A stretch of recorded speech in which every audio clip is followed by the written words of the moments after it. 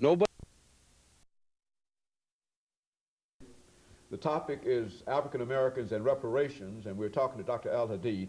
And Dr. Al-Hadid, let me apologize for so abruptly ending the second segment, but it always happens with you that you're giving us so much information that we want to try to get as much of it as we possibly can. But let's devote this last segment to talk about reparations, but some of the possibilities that you see of how, if this is to happen, how African Americans can be compensated for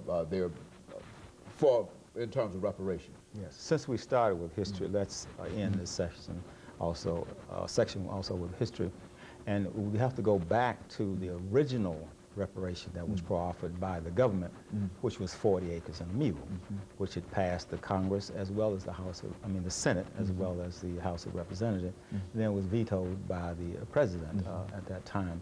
So there was a goodwill or an intent there to grant that reparation, but it was sort of, taken out of the picture due to the veto. Now, when we come to how would reparations be paid today, there are a number of suggestions. One, of course, would be in some denomination of money. Then you would have to decide whether you're going to give it to families or individuals.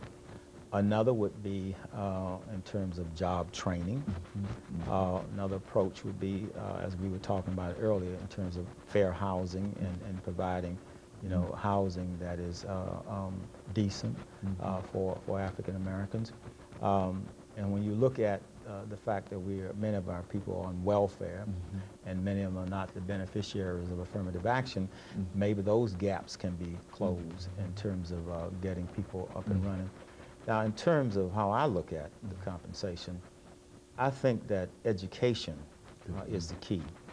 And where I think we should start with that would be, first of all, the neighborhood schools across the country, and secondly, the historically black colleges across the country. And now you have historically black colleges in Chicago and Los Angeles, when they used to be from Washington, D.C. to Texas, mainly a southern phenomenon. So we start with those colleges and make them competitive. If they are state schools, they should be properties of the people.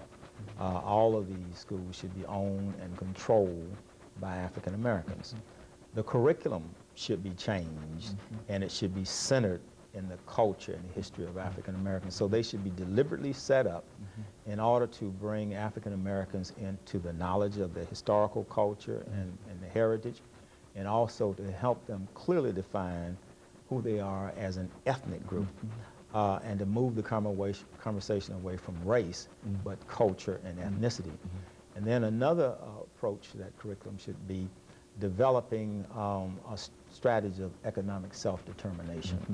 Because the way the capitalist system is organized today, it is fresh out of welfare, and it's fresh out of affirmative action, even though we know the system itself is responsible for creating and manufacturing unemployment and poverty, which are the sources of welfare, and which is the sources of people having a need for affirmative action. So I think if we create educational institutions, and we have 117 colleges, if those were properly structured in terms of the curriculum, with the view in mind of making African Americans self-sufficient, self-reliant, then that would be the key, and make us competitive in a capitalist economic system. The capitalist economic system is the only economic system on the whole planet.